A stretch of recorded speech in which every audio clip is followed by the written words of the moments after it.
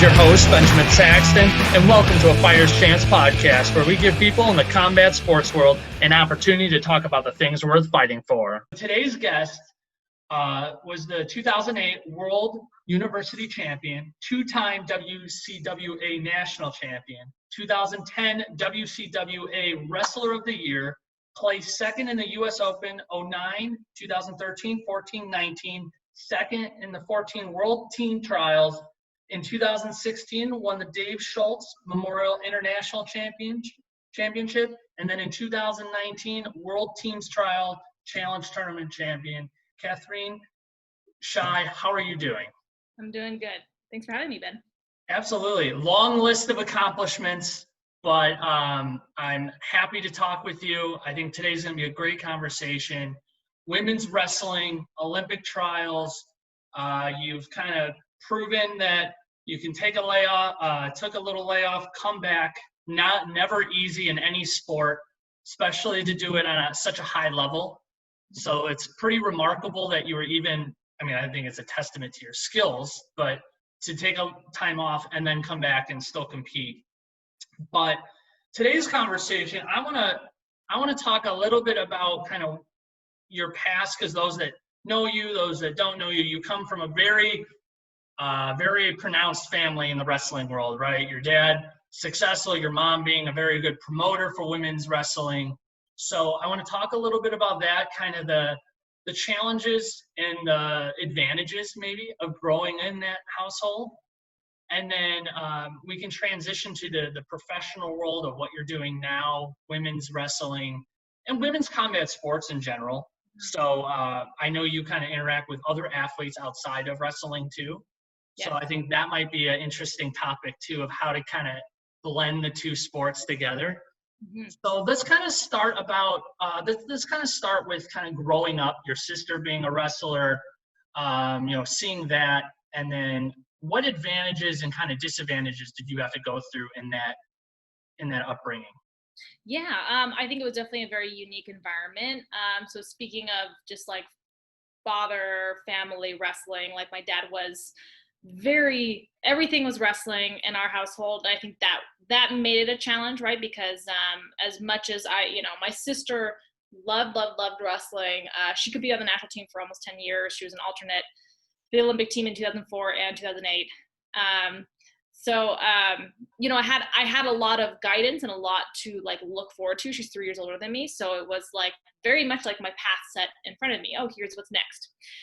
So I think there's a lot of advantages to that. And the fact that, the biggest thing about changing levels in a sports career is building your network of connections. Like it's a very simplified way to explain it, but like, unless you have an understanding of like, what competitions do I need to get to, in order to like start getting onto a national team or a junior national team, like you kind of have to have some sort of connections or building, right, some conversation with people. So I was so immersed in it that there wasn't like hesitation or misunderstanding about what I should or shouldn't do, if that makes sense. Yeah. So growing up in that structure, right? Your dad, your mom, your sister, everything's in front of you. Did you ever have an opportunity, or did you ever stop and think like, is this really what I want to do? Like, or were you kind of guided, and then you had that adolescent, like, hold on, let me figure this out for myself, and then go down that path? No, I definitely struggled. I didn't like join the sport and have like all this immense success, because we were pretty little. Like I was 6 and my sister was 8, and that was very, like, I'm talking one competition a year at that time, like nothing crazy. Right. I was the kid that was doing a lot of other things. I was like doing dance and music, and in high school I ran, cross country I ran, middle school through high school. I swam a little bit. Like I was doing a lot of other things because I was the kid that was like, okay, I think I need some balance. I think I need other things. And my sister was the opposite. She was like, only wrestling. Ended up only wrestling, right? And both have their advantages and disadvantages, So I definitely struggled. Even choosing college, I went to Menlo College. My dad was a coach there. I took some time to investigate, like, do I want to go to, I was really into art and photography, and I was like, do I want to go to like an art school in the city and still try and wrestle, and like just trying to put those things together, because Menlo College is business, and I did not have a perspective on like a business degree. Like, what does that mean? I want, But in the end, my decision was based on like, I want to have a full wrestling experience. And if I split my time and try to like go to one place and then train at Menlo, it would be a struggle. So very happy with my decision. But yeah, I had a lot of conflict for a long time about like, do I love it enough to keep going to this level even though I see it? So you're spot on there. So I would say that like my evolution with wrestling, I think just like with anything that we choose is kind of like our life passion, like our way of expressing ourselves. Like it's always a journey. And it takes time to kind of figure out, like some people fall in love with something instantly, Right. and they'll find it hard. And I took a lot of years for me to understand like my own father's love for the sport. And I would say part of this return to wrestling has been my ability to build onto that and to see like, hey, I saw how far I got, up to 2016. I had an extremely incredible tournament at 2016 Olympic trials. And wrestled the best I feel like I'd ever wrestled before, and lost to Helen Maroulis in semifinals. And, like Helen was in a position where she was like ready to go, not only just win that Olympic trials, but go win the Olympics. And I was in a position where I had an injury and I had 6 months to prepare for that Olympic trials. And I feel like I did the most incredible, I put it together. Right. And I wrestled an incredible match with Helen.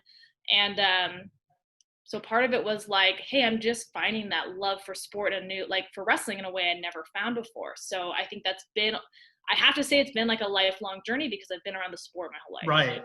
Well, I mean, you have to be able to pick things up, even if you didn't want to, right? You're still absorbing it, whether it's the dinner table, the backyard. Like it's not going away, right? If your whole family's surrounded, it's going to be there. So that's pretty interesting to find your own path and still find that success, which is great because it's oftentimes you'll see really athletic families, right? They'll have one generation, another generation, and then the third might not necessarily want to do that or find their own path. So that I find that pretty cool. Yeah. You mentioned, so I got to ask you. So I heard you say that your husband is a coach and also a training partner, and I want to transition that into what we're talking about right now. I've heard you say before, you've asked your parents to like, all right, can we stop talking about wrestling at the table, right? Yeah. How do you balance that with training at such a high level? Having a kid, husband kind of interacting. Like, is there like a rule like dinner table? We cannot talk about this, or date night. Do not talk about wrestling. Right. So I ironically, that was kind of the what I had to do, with family growing up. I was like, no more wrestling talk. And I would say that a lot of it was very emotional. Like I didn't always know how I felt about wrestling. So, and if I lost, it was so emotional. Like I would say like most athletes at a young stage go through, right? Their identities attached to it so much. And then I would say like when we were at the training center, so we're in Denver now, training centers in Colorado Springs. When we were there and I was there to just focus solely on wrestling, and I would go to the training center, I'd come home, I would like shut it down. No talk, no wrestling talk at all. So for those, leading up to 2016, my husband was out, we weren't married at the time, but he was there 2010 to 2016. So he was there for, like, I guess, was he there 2011? Maybe I graduated and he still was at Menlo for another year and a half. So 2011, somewhere around there. So he pretty much was there for an entire quad. And I would say that for the most part, I shut him out of my wrestling career. And it was very separate. I was like intentional about that. I'm like, I need separation. It's too much. It's too emotional. And at the time it made sense. You can only like know however much you know. So like him being a coach wasn't even like in the picture, right? I had my coaches, I had the whole thing.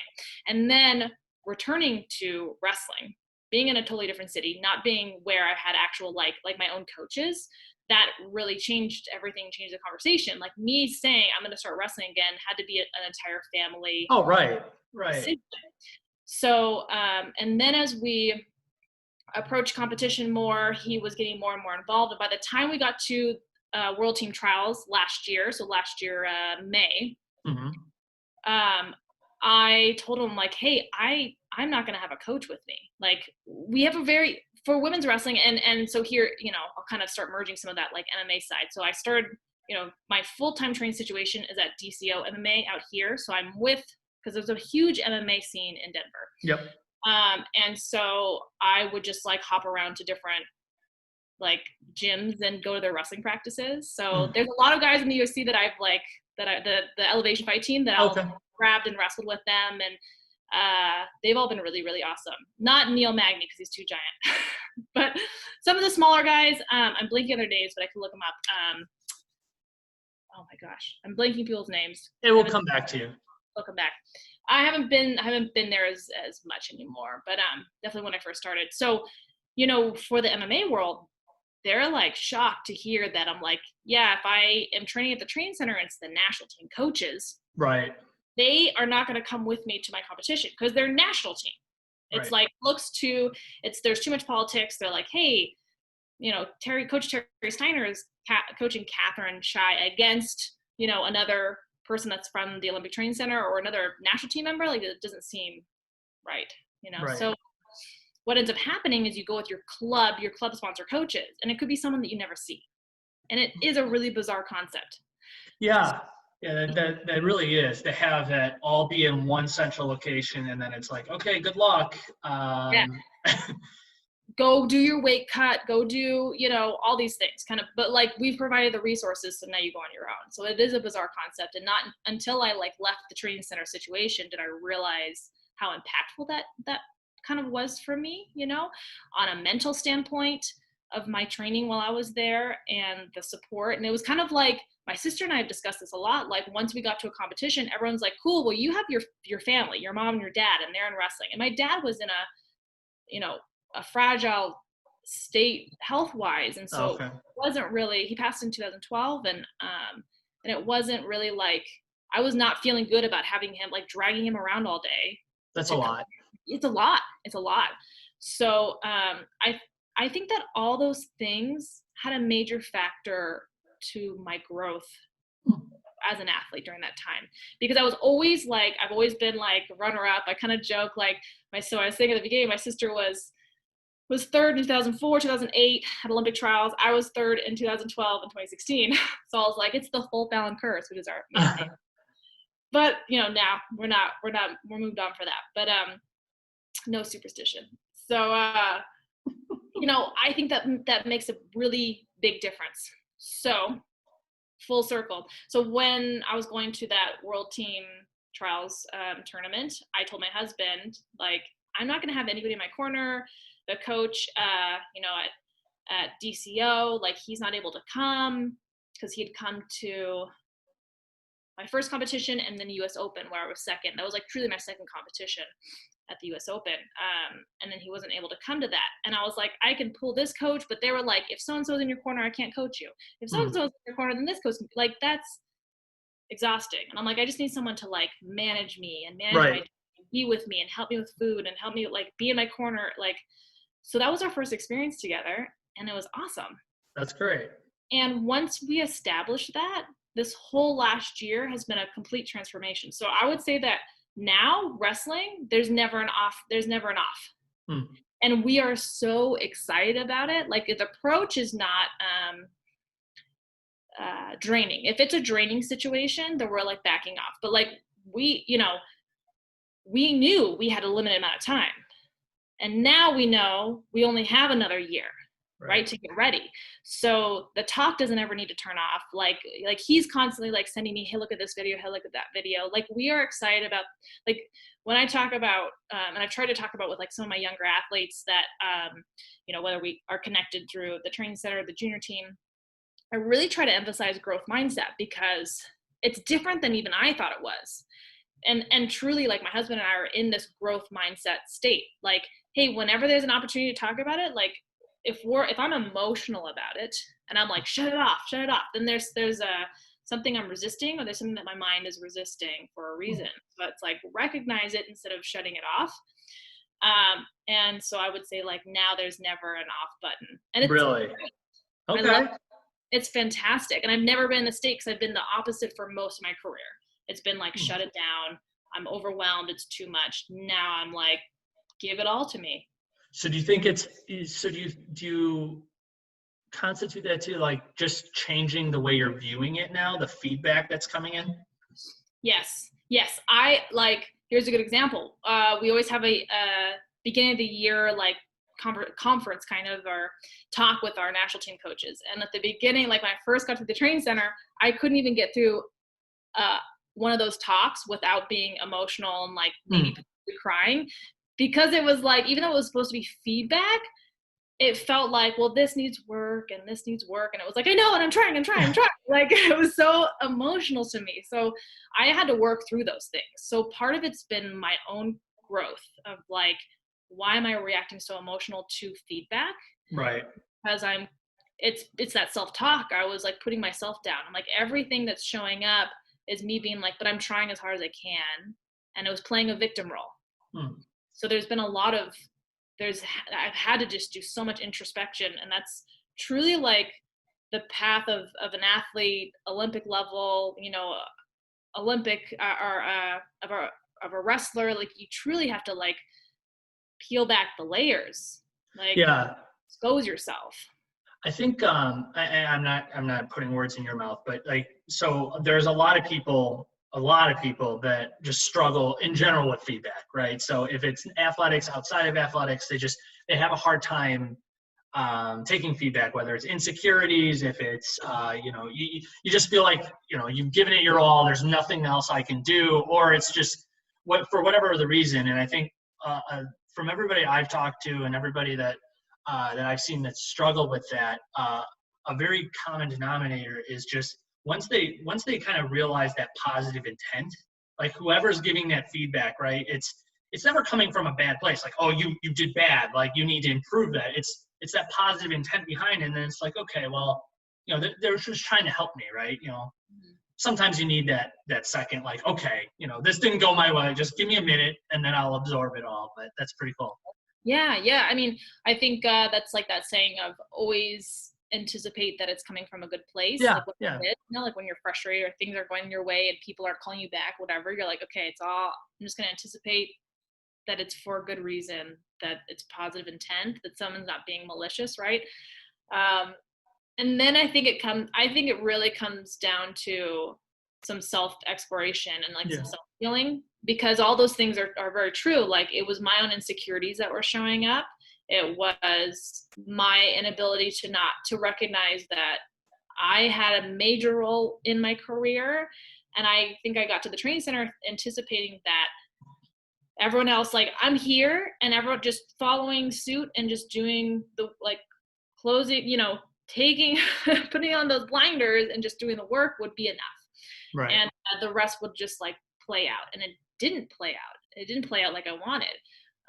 And so I think at the time I wasn't, you only know so much. You can only know what you know. You can only, you don't know what you don't know. Right. And that's a hard place to be in. But like, I think it's now been really exciting, especially quarantine time, to dive into, like, I would say the spiritual side of peeling back those layers, of healing, of discovering why. And that's why the conversation with me and my husband doesn't turn off, because he knows me so well. We've been together for over 10 years. And he's seen me through every stage of this. So every time I'm like, why am I handling this situation like this? Then we're discussing things, like, so it's a constant conversation. And it's a, I don't even know if I want to say rebuild. It's not even a rebuild. It's a move on. Like, okay, here it is. Let's move on. There's this thing. Let's move on. Okay. I'm really, and I think there's just a lot of habits and things that you grow up these things, but it's not always just like blame my parents for it. It's like, this is a generational thing that is kind of ingrained in me, like biologically maybe. And like, so you're in generationally, right? And so you're kind of just figuring out what all those things mean and why you behave the way you do. And that's been a really cool experience. So it's this wrestling journey is more than just like coming back to compete. Like, that's a huge part of it, and it's exciting. It's all these things, but the pieces that are coming together is like me actually discovering me. Right. Really, everyone talks about this, but. Well, you're not going to be the same wrestler that you were, or same athlete you were 8 years ago, right? You're just the whole mental side of it makes you just that much better, that much different of a person. Your tendencies, the things that you're changing, maybe your mid-match change, that can all be different too. So I mean, that makes you as a whole different competitor as well. Yes, exactly. Yeah. So I want to talk. You touched upon it with your husband kind of coaching you, but I want to talk about, because I find this fascinating about the Olympic team, the national team. You guys training together, that competition, those rivalries that kind of breed between one another, and then you kind of go off and do your own thing, right? And then they go off and do their own thing. How do you? Okay, so how do you manage a team how do you manage a team like atmosphere while knowing I'm going to have to go against her? She can't know everything that I'm going to throw her way. So how do you manage that, like balancing both of those sides? Yeah, it's challenging, especially when you live at the training center. They're Right. living at the center. I mean, that's whether you're living on complex in the dorms or off, and I was off for most of it. You're still like around each other for practice, and you all go to the cafeteria, and then you're like running each other at awkward times. And I've never really, there's a few women who can be not only just friendly, but like friends with some of their competitors. And there's a few that I can be, but I definitely think when people shift weights, like I kind of have to put that on the back burner a little bit. Like if we're good friends, then I kind of have to, I think it ends up being both people, right? Yeah. Neutral territory that you're kind of like, all right, well, we may have been really chatty before, but it's hard to be chatty now because you just get in an environment where you're like, I don't even want anyone to see the extra pull-ups I'm doing. I don't want them to see the pull-ups I'm doing. Like it gets very, very competitive. And as much as everyone, like there's not crazy controversies. There have definitely been situations and things that have happened. And, but I wouldn't say that there's never like extreme cattiness. It's just like everyone gets very secretive. And then on top of that, when we talk about like resources, sponsorship, all these different things, if somebody's getting things, it's hard to, and this I would say is an issue within women's sports across the board, like, which is why I'm sure a lot of people have been seeing, like, women are doing these things where they like support each other and this and that. Right. The baseline for that, and I would say it spans across women in business and sports and many different areas, right, is that women are often fighting for these little opportunities. So we kind of have this like natural tendency to like, I guess, like hate on each other a little bit when someone else is getting an opportunity because the resources are limited. If you got an opportunity, that means that the mentality is that someone else didn't get that opportunity. Absolutely, because there was only one. Right. There was one opportunity. So like that happens a lot with women's freestyle, right? Like, guess what? There was one sponsorship available, and so got it, and you're like, wait, whoa, how did they get that? And who talked to them, and who gave them that opportunity? So there's a lot of those kinds of things start showing up, and that's on top of living, breathing, right. near your competition. And then on top of that, it's like you have national team coaches, and you have one coach that's working with you all the time, but they're also working with them, and you're kind of like, okay, you're looking at that, so I would say it's definitely evolved now. More people have personal coaches, and then if you're familiar with men's freestyle has regional training center programs. So they're no longer like doing the training center thing. The men's freestyle that's at the Olympic Training Center are young kids, kind of like I guess it's like what do they call that year when you like take a year off from college? Leap, is it not a leap year? It's something, it's like very European. Gap year. Yep. Okay, so they're almost like, some of those kids are almost taking a gap year, or they're doing their senior year at the training center, working with Kevin Jackson there, like doing, so that's the group that's there. So now, men's freestyle is doing this. Hey, I have a private coach who's literally coming with me and training with me everywhere. And I would say the women, now that we have more opportunities to do that, like some of my main coaches are at the regional training center in Greeley, UNC Greeley. So I'm taking advantage of that as well, because it's a much better situation. So it gets kind of wild. And then not only did you have competitors who weren't in your weight at one point, but now everyone's sandwiched into the Olympic weight classes. Right. And then So it just becomes a whole nother animal. yeah, it's a challenge. You're just very secretive about things, and nobody's like, sometimes it's a little passive aggressive, but like, because you're like, who is telling who? Or, you know, even my husband will say like, wait, did you realize so-and-so is friends with one of your competitors? How much to reveal? Like, and I'm like, no, I didn't say much. Like, I wasn't talking about my training. You know, you don't want people to know you have injuries. You don't want people to know, you know, all those things. So my question to that though is, okay, so you're competing at the highest of highest level, right? And any athlete at that level, you're always looking for an edge, right? So I can appreciate you not wanting to even tell you how many pull-ups. Am I doing more pull-ups? So I can appreciate that. So then the question is, and then there's the opportunity issue where there's only so many opportunities. So you might not be expressing, hey, I'm going for this because you want to get that opportunity. Right. But after it all said and done, right? So you've trained, you guys have had your matches. Then do you guys come together and collaborate and say, hey, this is what I did during my training session to prepare? And someone's like, oh, that's a good idea. Or, hey, this is how I got that sponsorship. Or is that still need to be opened up and communicated more? I think that could always be opened up and communicated more. I would say that if you are close with people in other weight classes, then that's definitely discussed, right?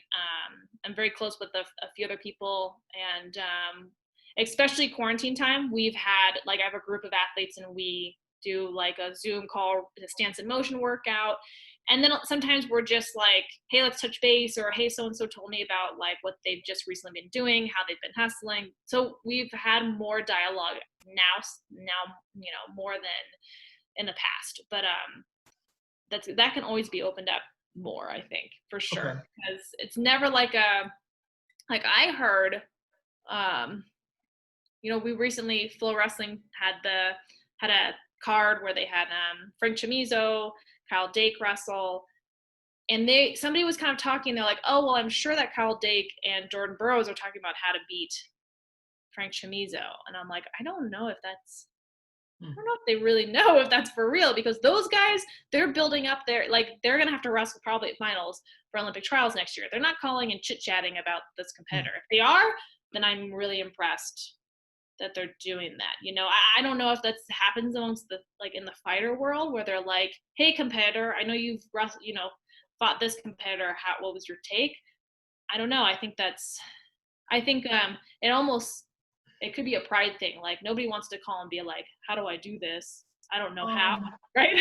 I don't know. I think sometimes you see that maybe in the boxing or the MMA world, where now if you're talking about gyms, right? Like, because when you talk about a certain gym or a certain maybe club, you know, there's that brotherly or, you know, that sister feel where they're not going to cherry pick someone out of there. But someone that's left or someone that's fought them or done or seen success, you tend to hear like someone bringing in, or, you know, someone that's interacted with them, you know, sparring, you know, to resemble. How do you handle that? But I mean, wrestling's a little different though too. I mean, there's a lot of different styles. There's a lot of different. I mean, for any combat sport too. But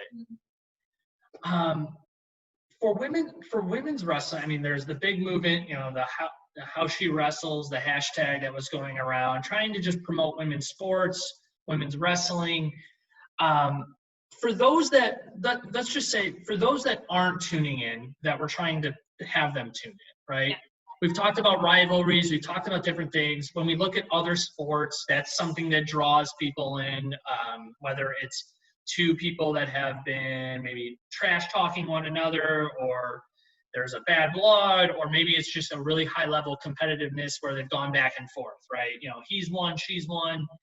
So maybe you could shed some light on the sport of women's wrestling, and maybe there's some areas that people should be tuning in for, whether that's the world trials in 2021 or some events coming up that people should tune in and say, hey, this is an exciting thing going on, and check it out, and this is why. Like, let's hear some of the context behind that to kind of get people in. Yeah. So first, you know, with the discussion on promoting and women's wrestling is, I would say we're definitely quite a few steps behind. And we have Flow Wrestling, who has been a huge proponent of of wrestling, a huge promoter of the sport, but has very much so lacked in their promotion and support of women's wrestling. It's been on like a have to do basis. And I think, we see that often amongst women's sports. There's obviously been a lot of different things come up recently, women's soccer, women's hockey, right? So then, how she wrestles, hashtag was born. And the idea is just like putting those stories out there. Because a lot of the like complaints and a lot of the like, silly, the trolls and whatnot, sometimes the talk is like, well, there's no stories within women's wrestling. And, something that I have posed the question to wrestling media, because I've done a lot of podcasts since like this has come up, the reason you even found me, right, has been like, hey, I am here and ready to talk, and I do podcasts, pretty often. So like, hit me up, right? And what I've posed to a lot of the wrestling media is like, hey, you don't ask the same questions. You're talking to the men about their training, about their mindset, about like their lifestyle. And it's fine because it's interesting. Everyone does get asked like, how'd you get in the sport and all these different things. But for the women, it's still like that focus, like, how in the world did you find wrestling? And you're like, okay, I've been here for a long time. Let's move past it. Let's talk about let's talk about my opponents. Let's talk about, all those different things. So what I've posed is like, hey, ask the same questions. If you're asking like the men's stuff that you're really interested in, like, hey, what was your match like when you wrestled against this person, or you've gone back and forth with this person? Like, ask the women the same questions, right? And I think that's a big part of that, and that creating that storytelling, I think, has been our aspect. But I think it's just getting more eyes on the women in the sport, because when you have outside entities that are actually promoting these male wrestlers, it's a lot easier to find their story. That's like bottom line, right? Yeah, and I mean, there should be similar questions being asked, and I would probably say too, on top of that, just the actual promoting the stories too. Whether you're asking similar questions or not, just the fact of promoting it. I mean, nowadays you could see the most boring fight on television or match or whatever, but with the right promotion behind it, they will promote it through the roof. It's just a matter of getting, I think, transitioning and getting a lot of those promotion, whether it's companies or people behind that, to start driving that sport up. Yeah. Yeah. What do you think, though? I'd like to hear your perspective on, starting out young and how we handle athletes compared to genders. Like, this is a boy, this is a girl, go train, versus training them as athletes. And let's say when they're younger, they can wrestle together, versus just always being segregated. That's a good question. That definitely opens up another like can of worms in terms of like sanctioning like girls high school wrestling. I think like it's not unusual to have like little kids do a sport together, like run around together, train together. I think when you get to like middle school and high school, then you need to offer it, right? And when it comes to like training the kids differently, I think you just always have to you have to be an intelligent coach, if that's kind of what we're going at, and train to the athlete. That's really what it comes down to. And it's not always so much like, oh, I have to do something different for this athlete or for this athlete because it's this one's a boy, this one's a girl. It's really like training to the athlete. So hopefully that kind of answers your question. But I do want to go back to kind of, you were saying about like coming up, like things coming up. Yeah. Let's get to that. Yeah. So I would say, so we have finally a competition on the books. So United World Wrestling said they'd like to host a World Championships in December. Okay. So for us, we're not a country where we just like say, all right, just send this person, this person, this person. We have an official system. We have a world team trials. We have an Olympic team trials. So we have a competition in October. So we're like 10-ish, 9 or 10 weeks away. And so it'll either be a US Open, which is our nationals, and all three styles, so women, Greco, and men's freestyle, and then, or it'll be a world team trials, which is Mm. exciting. And when we do a world team trials, you basically have a tournament, and then the last 2 meet and wrestle a best 2 out of 3. Oh, that's cool. It's a pretty exciting event. And it'll be interesting to see what weight classes people go. Like if we have all 10 weight classes, because normally normal is 10, and then 6 for Olympics for every single category. So it'll be interesting to see what weights people go, who's gonna go, because here's the weird limbo we're in. Like most of us have qualified for Olympic trials. So like, do you want to go and wrestle who you could potentially have at Olympic trials in I don't want a few months later, but like in April? Like there's some controversy there, right? Like, right. Are we going to have huge matchups like this? Or are some people going to dodge it and not come to the competition? Do they feel like they're not ready? Like there's going to be a lot in there, because when you kind of go through the weight classes, people have, like, for example, Sarah Hildebrandt, she was at my weight class. She's who I wrestled at Final X. She's gone down to 50 kilos, and 50 kilos is stacked. You've got like Alyssa Lampy, who came out of retirement, who beat Victoria Anthony, who's like one of the best in our country, who's lost to Whitney Condor every time. So it's like you have like a really crazy mix at 50 kilos. Are they going to stay there? Because like Sarah's had to work to get down to that weight. She's going to stay down. Is she going to come back up to 53 kilos? So then I'm like, okay, am I going to have Sarah back up at my weight class, or will I have like Jakara, who's been 55 kilos, come down to 53? Is she going to stay down? So I've got kind of like rivalries on both sides. Like who's going to come back up, because it's like not an Olympic year anymore. Right, because it got pushed. Yes. So, and then moving on up, you have like Helen Maroulis, who's just started coming back. She's wrestling 57 kilos.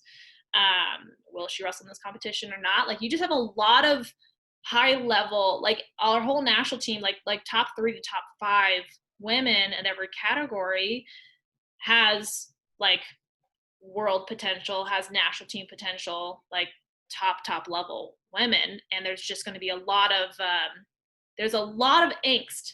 Right. If you're attaching it to it, could there be an emotional standpoint of like, I just wrestled my Olympic final match with this person, and we're gonna have to wrestle another best 2 out of 3 in April. Like that's nerve-wracking, right? Would you avoid it? Like you personally, would you avoid it to then go for next year, or? I am not avoiding it. I'm definitely going. Okay. For me, like I am not really somebody who ever shies away from those situations. And there hasn't been competition. Like we need it. And I'm excited about a world championships. Like if I can make a world championship team, that's really exciting. Also too, I mean, it keeps you active, and then it also just gives you more information, right? I mean, whether they want to give you anything or not, you're still there, you're still getting tendencies, you're still getting information that you can take back. Yes. It might not be the same, but you're still learning something. Yes. So I would say that this competition, like depending on who comes, who dodges, whatever, it's kind of it's a very charged situation. Like are you going to let this decide what happens in April? Because you've just wrestled all of your best competition again. Like, is this an Olympic crazy? It's kind of a crazy competition, but I think it's exciting. It'll be, it's a lot of feedback for where you are and where you need to be. Would that be televised? Yeah, I believe it will be with Flow Wrestling. Okay. Yeah. So just so viewers know where to tune in. And then on top of that, like all the women are very active about showing like, hey, here's how competition went. Here's some pictures. Like everyone's really, really active about things. And the more that like we get engagement and feedback from people, the more we're like, cool. Oh, I'll show you this. Like I think that's a big part of it. Sometimes that fan and athlete relationship is a two-way street, right? Like you have a competition and then you kind of like hear nothing or nobody's right? Right. So I think it's like getting everybody involved and seeing like, how did that go? What's happening? Who beat who? Like, that's pretty cool. Who's going to be in that? Like, then there's the idea of like, I'm in the number 1 spot right now and I beat my competition and is it going to be charged? You know what I mean? Like there's a lot there. There's a lot there. there's a lot to unpack. Yes. Yeah. That's pretty cool. It's that will be interesting to see how it all shakes out. Yes, it will be. I want to give you, before we wrap up though, I do want to just give you an opportunity. If there's anything else that we haven't talked about today, if there's special projects or there's charities or whatever that you got going on in your life, I want to make sure I give you the opportunity to talk about that too. Is there anything else that you want to bring up today? Yeah. So the other aspect of kind of like during my time off and when I was pregnant, I was working on my business LuchaFit. Okay. And it's a wrestling platform that's education based. It's a ton of like wrestling resources, obviously focused on females, but I've had a heavy amount of coaches and parents that have contacted me about their athletes, and male or female, which has been really, really cool. So I kind of had to have some sort of quarantine project, I guess we could call it. So I started a series called 6 Feet Apart, and basically a little introspection on what the wrestling community was doing during this time and how it was. So like a parent of an athlete, I have a lot of the national team on there. I have one of our photographers on there. So just like really different perspectives, and kind of the idea is like even some people like you may have not even known was part of the wrestling community. So I have there's Sandra Moon is the founder of the Harvard Women's Wrestling Club. She wrestled in high school and then discovered that there was a professor that wrestled at Harvard. Elena Glassman is her name. And she was looking for somebody to start a Harvard Wrestling Club. So it's kind of like, who are these people? What's going on? So I did a little project like that. So that's really cool. It's on luchafit.com. There's a COVID special section. And then just checking out the website in general, because there's a ton of resources. The idea was just me writing about my experiences as a Team USA athlete, and giving back my knowledge to the best of my ability, and then pulling in some of my teammates and other fantastic people in the wrestling community to give their thoughts and opinions about wrestling. And there's just not a lot of resources available, especially for girls, to get some perspective, to relate, especially on this journey, as this is the fastest growing sport